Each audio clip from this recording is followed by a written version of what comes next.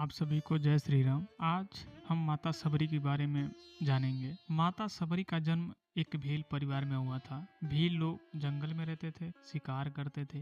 माता सबरी छोटी थी तो उनमें दया और करुणा का भाव था। समय आया विवाह के दिन उनके गांव में पशुओं की बलि दी जानी थी। माता सबरी ने देखा निर्दोष पशु बंधे हैं, मार दिए जाएंगे। उनके हृदय ने कहा यह धर्म नहीं है। माता सबरी ने उसी क्षण प्रण किया, मैं ऐसे अधर्म का भाग नहीं बनूंगी। मैं अपने जीवन का रास्ता बदलूंगी। और वह विवाह मंडप छोड़कर अंधेरी रात में निकल पड़ी। सोचिए, एक युवती जिसने सब कुछ छोड़ दिया, घर परिवार समाज, केवल भगवान की खोज के लिए। माता सबरी चलती चलती जंगल पहुंची। वहां मतंग ऋषि के आश्रम पहुंचकर माता सबरी वहीं रहकर सेवा शुरू की। वहां आश्रम की साफ सफाई करती थी, जल लाती थी, लकड़ी लाती थी। उनका जीवन केवल सेवा और भक्ति में बीतने लगा। समय बीता, मतंग ऋषि वृद्ध हुए और देह त्याग का समय आया। माता सबरी रोने लगी, गुरुदेव आपके बिना मेरा क्या होगा, मैं क्या करूंगी। तब मतंग ऋषि ने कहा, बेटी सबरी घबराना मत, एक दिन भगवान श्री राम इस वन में आएंगे, तू उनकी सेवा करेगी, यही तेरा जीवन का परम उद्देश्य है। गुरु का वचन अमोघ होता है। उस दिन से माता सबरी का जीवन केवल एक प्रतीक्षा बन गया, राम प्रतीक्षा।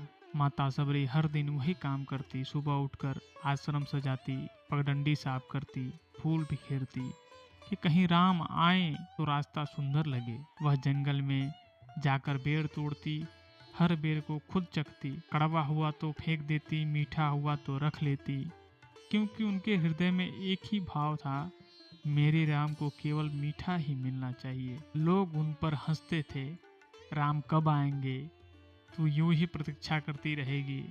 पर माता सबरी कहती थी, मेरे गुरु ने वचन दिया है, राम अवश्य आएंगे, चाहे एक दिन बाद, चाहे 100 साल बाद। यही है भक्ति की दृढ़ता। जब रावण माता सीता का हरण कर ले गया, तब श्री राम और लक्ष्मण उन्हें ढूंढते ढूंढते पंपा सरोवर आए। वहीं पर पास में माता सबरी का आश्रम था। श्री राम आए। माता सबरी ने देखा, ये वही हैं जिनकी प्रतीक्षा मैंने जीवन भर की है। माता सबरी दौड़कर आई और चरणों में गिर पड़ी।